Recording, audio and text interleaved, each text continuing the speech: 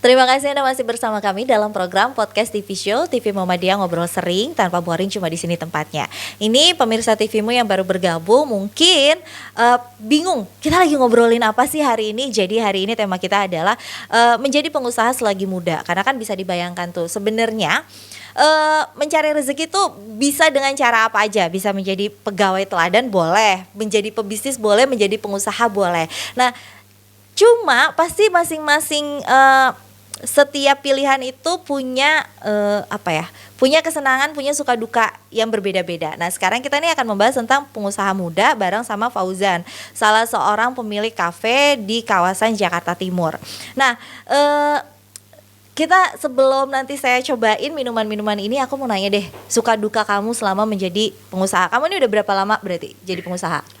Untuk jadi pengusaha yang lebih tepatnya ke coffee shop sekitaran 11 bulanan. 11 bulan, hampir mau 1 tahun. Hampir mau 1 tahun. Pasti udah punya suka duka tuh perjalanan selama 11 bulan itu. Karena memulai usaha tuh pasti nggak semudah yang kita bayangkan, tapi juga nggak sesulit yang orang bayangkan. Betul. Kayak gitu.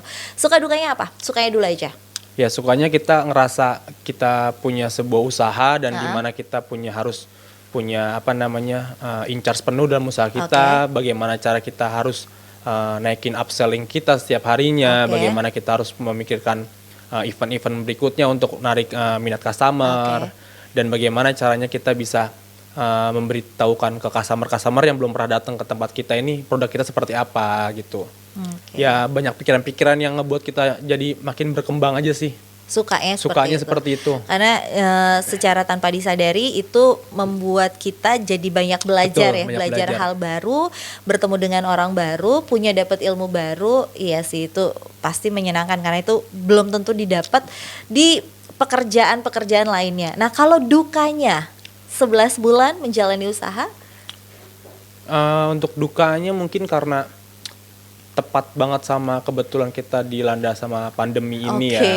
Jadi ketika kita sukanya itu dibarengin sama dukanya ya 11-12 lah hitungannya. Jadi di saat lagi rame-ramenya tiba-tiba harus ada harus pandemi, ada PSBB, semua orang nggak boleh dine in ke kafe, itu mempengaruhi banget ya.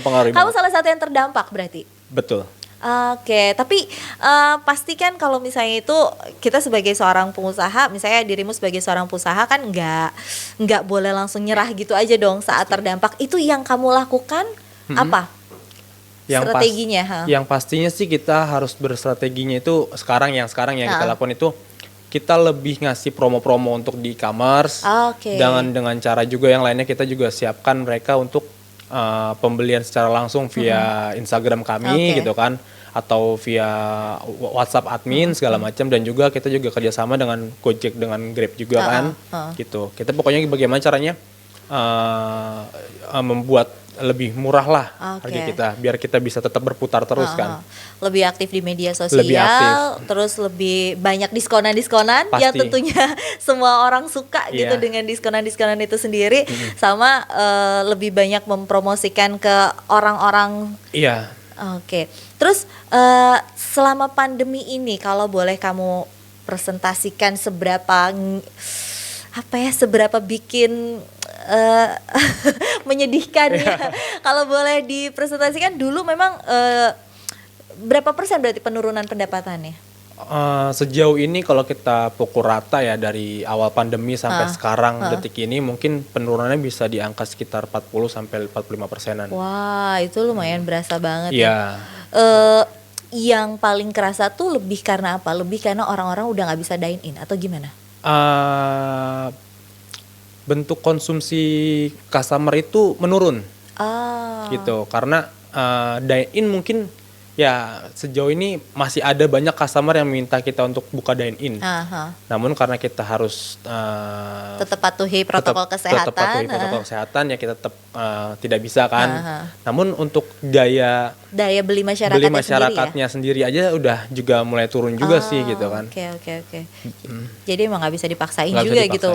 Tapi dengan mengeluarkan varian-varian diskonan-diskonan itu cukup membantu sejauh ini atau gimana? Sejauh ini cukup membantu, cuma tidak sampai kita ngebalikin hasil di awal ya, pendapatan di awal oke, sebelum oke. pandemi itu. Berarti kita berharap saja pandeminya segera berakhir karena mungkin Ya, itu amin. satu-satunya jalan keluar ya Salah untuk satu. para pengusaha ini. Tapi ini usaha pertama kamu sendiri atau gimana? Atau kamu pernah punya usaha yang lain sendiri selain ini dengan sebesar ini gitu? Kalau untuk usaha yang dipegang sendiri ini yang pertama kalinya. Sebelumnya join bisnis lah sama teman-teman Oke. gitu. Eh, usaha sendiri benar-benar memegang sendiri itu pasti tanggung jawabnya jauh lebih besar. Betul. Karena kan nggak bisa berbagi kesedihan Betul. tuh. Itu biasanya kamu tuh gimana sih sistem apa ya, kayak sistem membangun usahanya tuh seperti apa? Misalnya entah kamu bikin master plan dulu nih atau biasanya gimana, go with the flow dulu atau seperti apa? Lebih ke organik sih ya. Ah, Jadi karena untuk dunia F&B ini masih awam, kita pelajarin dulu dari hulu ke hilir sembari berjalan. oke. Gitu. Jadi tutup tambal gitu. Mana ada miss kita tutup lagi Oke. gitu. Ada miss lagi tutup lagi. Jadi dari situ Gitu. bisa lebih membaca keadaan Bisa. juga nih, kira-kira ini di tempat ini cocoknya gimana. Nah, Betul. kalau di coffee shop Fauzian sendiri itu lebih apa customernya? Anak muda, pelajar, mahasiswa, pekerja kantoran atau seperti apa? Secara presentase bisa dibilang untuk remaja lebih banyak ya. Di angka 50% customer kita remaja, Anak sekolah mahasiswa gitu. mahasiswa ya. Oh, mahasiswa. Mahasiswa. Ngomongin tentang menu-menu kamu deh.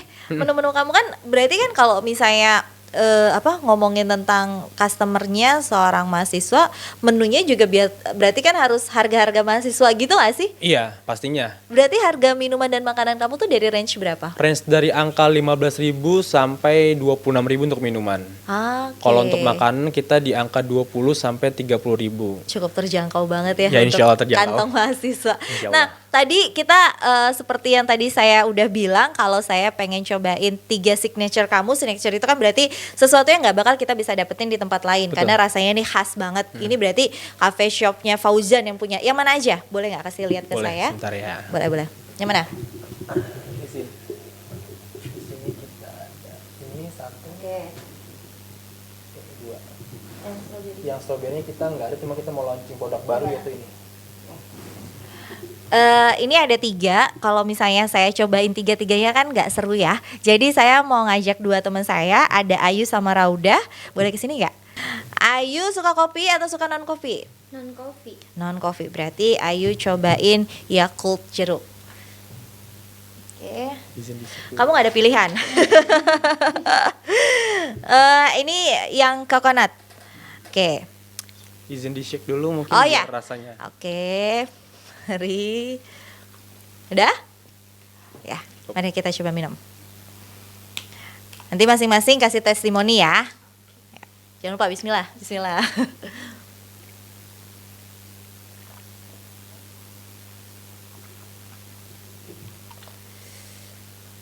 Telan dulu. Dah, apa rasanya coba sini ngomong. Jangan cuma bilang enak. Awas Iya. loh, bilang enak. Enak pastinya. Heeh. Terus kayak ada jeli-jelinya gitu ya.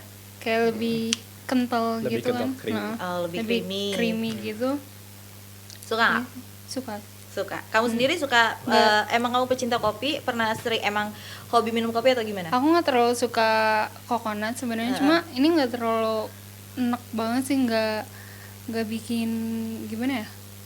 Beda deh dari yang lain. Oke. Sekarang bawa aja. Sekarang kalau Ayu itu kan non kopi, Yakult jeruk. Gimana? Biasanya kan suka minumnya Yakultnya doang gitu, atau kan suka ngerasa ini jeruknya aja terus tiba-tiba Yakult jeruk gimana? Oh, oke. Kalau menurut aku ya ini signaturnya pokoknya mantep deh. Terus pas banget nih sama aku ya, karena aku kan nggak suka kopi gitu. Jadi ini mirip-mirip rasa Yakult, tapi kemasannya yang bagus. Terus ya harganya pula murah tuh, enak banget. Gini pokoknya. kan aku mau nanya kan kalau Yakult itu sebenarnya udah ada rasa asemnya, terus itu jeruknya kan juga rasa asam. Iya. Kalau yang kamu cobain itu gimana, rasa asemnya pas atau terlalu asam atau lebih cenderung enak? Lebih cenderung enak sih, Oh, lebih iya? cenderung enak, iya. Oke, sekarang kalau kamu nilai deh dari 1 sampai 10 berapa? 8. Oke, sip. Nih, terakhir ya udah dibawa. Oke. Makasih ya. Ini terakhir kalau misalnya ini aku tadi nyobain ini yang signature yang gula aren yang nggak pakai coconut. Sebenarnya kan emang kalau ngomongin tentang kopi susu gula aren itu hampir semua coffee shop sekarang ngejual itu. Betul. Tapi aku suka ini karena memang aku bukan tipe yang suka terlalu manis. Ketika aku minum ini rasa manisnya itu cukup. Aku nggak bilang terlalu manis, tapi nggak bilang dia tidak manis juga. Ini tuh rasa manisnya cukup. Ditambah lagi kopinya itu memang tipenya yang light. Jadi buat orang yang nggak suka sama kopi nih kayak saya gitu, karena ini tipe kopinya light, jadi cukup enak, cukup bisa diterima di perut juga. Ini pasti nggak akan bikin asam lambung juga karena kan Iya. kopinya nggak terlalu berat ya. Betul. Oke, nah ini nanti kita di segmen berikutnya kita bakalan ngebahas menu-menu lain yang ada di depan kita. Dicobain juga nggak ya nanti ya. Untuk itu jangan kemana-mana, tetap di podcast TV Show TV Muhammadiyah, ngobrol sering tanpa boring, cuma di sini tempatnya.